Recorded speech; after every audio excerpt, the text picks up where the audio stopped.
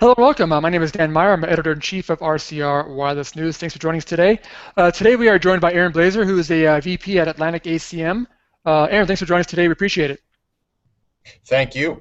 Great. Well, today we're hoping to talk a little bit about, I guess, the big news of the week, which was some recent announcement there from Sprint about a management change there and perhaps a new focus for Sprint going forward.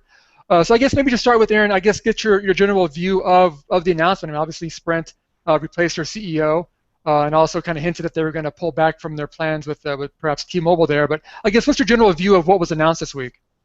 So I think it's a major turn and major shift in the play that Sprint was looking at in the ecosystem. The T-Mobile pullback, I think, is a big deal in that it shifts that they're focusing more on execution rather than an acquisition strategy.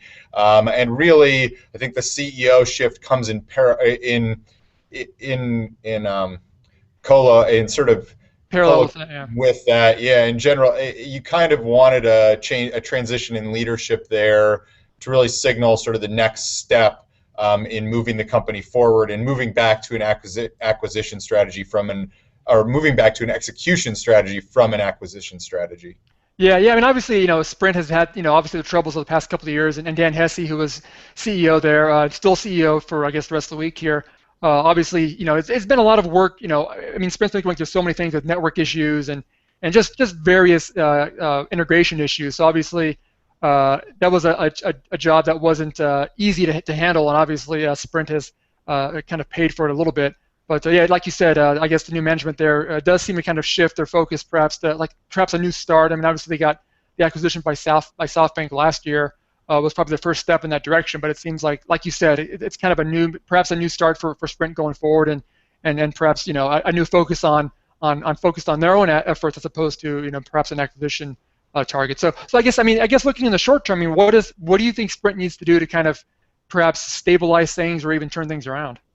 Yeah, I think in the short and midterm, it boils down to two key issues that really just get back to blocking and tackling and sort of executing on the core business. The first is the network issues. They need to resolve and get network vision complete at a basic level to have ubiquitous sort of top-level LTE coverage across the country, and as well as get that 3G the 3G rollout that's coming with network vision, or that's come with network vision, sort of that ubiquitous coverage established so that they can deal with that customer churn problem that they've seen sort of heavily impact their subscriber net adds for the last 3-4 quarters. So that's really one of the first key to get in place and to get the issue to get solved. The second key really can only come after that issue is solved. It will be driving a compelling offer to consumers. I think you've seen them come to market with Framly and some other different offers in the postpaid ecosystem over the past year or so that really haven't been that compelling in the scheme of the market and haven't driven new customers to their base and really haven't played well against Verizon, AT&T, and most importantly, T-Mobile. So really, that is the next big thing to conquer, but you really have to be at network ubiquity or at least have a solid network, a decent network experience to really be able to start playing the subscriber acquisition game. So I think that will be sort of the second key and the second step in this sort of short to mid-term game for them that really could signal that the reemergence of that hard competitive proposition. Yeah, that's a good point. I mean, obviously getting that network up and running. It sounded like, at least from the second quarter results, other conference calls, that the network vision aspect of it is pretty much complete. They still have their Spark program that they're moving on with as well.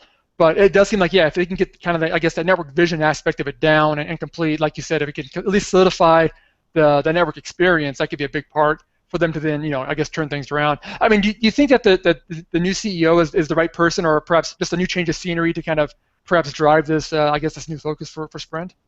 Yeah, I mean, I think getting back to my first point on sort of what needs to happen in the short and midterm on network, I think you saw a major shift in the network team at the top level in the past year, past 6 to 8, I guess more like past 6 months almost. Yeah.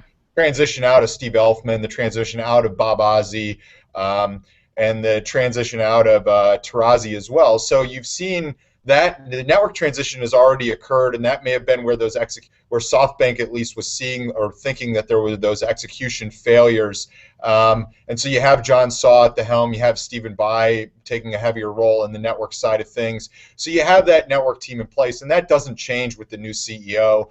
Those guys have been on the ground executing and are continuing to push that sort of ground level blocking and tackling on getting that network up to speed and up to snuff against the other operators. So I think that continues. I think the new CEO, from a strategic perspective, the big goal will be that what do we do with that compelling offer, or how do we bring that compelling offer to market on top of this network? What is it? Is it centered around Spark? Is it centered around some pricing play that a lot of folks are alluding to, that there's this even greater pricing war looming in the mobile space? What do we do to really build that edge and drive customer acquisition in the long term, or in the mid to long term? Yeah, that's a good point too. I mean, it does seem like there's been a lot of talk of perhaps some sort of aggressive pricing move by Sprint, and maybe over the next month or so. I mean, does that make the most sense, do you think, for Sprint in the short term, or do you think that they're going to perhaps take a little more cautious approach and just kind of see how the new CEO comes in, just kind of let him, kind of get used to the situation before running out there with something new in the market? I think you don't see a really, really short-term big. I don't think you see a big change in the next month. Marcello Claure has been involved in this strategy. He's been on the board for 7 months and is intimately familiar, most likely, with at least the board-level strategic decisions that have been made. So from that perspective, he's already on the ground running. But I don't think you see a sort of full circle shift in the next month or two in their strategy, with maybe some big, bold pricing play that hasn't already been worked into the planning. It's not something new that's going to come to play in the market in the next month or so. I think you do see long-term shifts. As I said, they got to figure out how to leverage Spark, how to leverage this sort of those assets that they have, and that strategic advantages that they have that are inherent to the company in a better way and a more compelling way than they've done in the past year or so. I think the other angle there that really will come out, and that has been influenced in the press quite a bit, is cost reductions.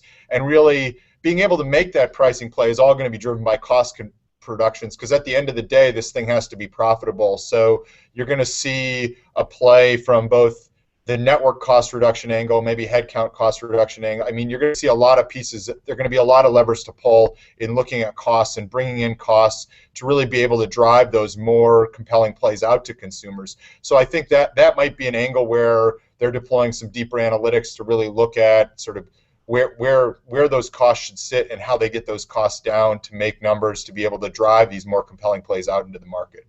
Yeah, and actually, and I guess another part of the announcement this week was, the fact that it does sound like they're going to kind of, like you mentioned earlier, kind of focus more on their own assets as opposed to, looking to acquire someone, and that obviously kind of plays into all the rumors that have been out there about a T-Mobile deal. I guess, where does this kind of leave T-Mobile, and I guess what's the dynamics now, between the number 3 and number 4 carrier as we're looking forward? I mean, obviously, John Legere there over at T-Mobile has been basking a bit this week and what's been going on, it seems, taking to Twitter to say he'll be number 3 here pretty soon. I guess, what's your general view of how this all kind of impacts the 3 and 4 player right now in the market? Well, I mean, I think Ledger and T-Mobile have taken a power position when it comes to leveraging their position in the marketplace. I mean, they've clearly worked for the last year and a half, 2 years, to build up a strong position in the market and drive more value into their business. They're adding subs, and they have momentum, which nothing can take a torch to momentum here in this market. And he's definitely creating momentum, which is driving valuation. And I think one of the hurdles that we've heard about in the potential merger talks of the past, or acquisition talks of the past, is that T-Mobile's value keeps increasing as they're adding subs, and they're actually creating a more sustainable business on an ongoing basis here.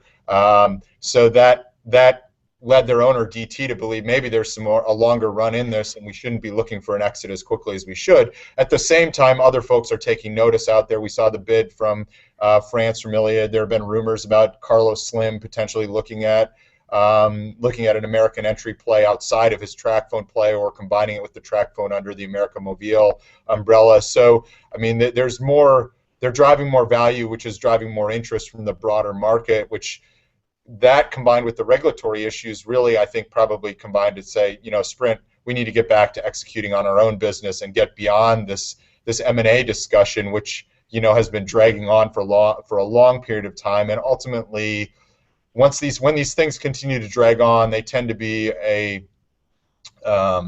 barrier to sort of continued growth or continued progression in the business, as that kind of hangs over the M&A stuff was hanging over their heads. So I think for Sprint, clearing any of the M&A discussion away, and putting execution at the forefront of the business for a while will be an important good step in really establishing a true play in the market on both the network and the customer acquisition side of things. At the same time, I mean, T-Mobile's momentum through the acquisition talks hasn't slowed. You're still seeing them continue to grow, and I think you will continue to see that pace continue to ramp going forward. So Ledger's built a compelling company, or brought T-Mobile back from a turnaround perspective. So I think you'll continue to see them continue to compete in the market and play out their hand in the market for the foreseeable future. Yeah, and obviously that's a good point too, because I mean, during the whole AT&T T-Mobile process, for about 9 months to a year there, T-Mobile was pretty much dead in the water. I mean, they didn't do anything really marketing-wise.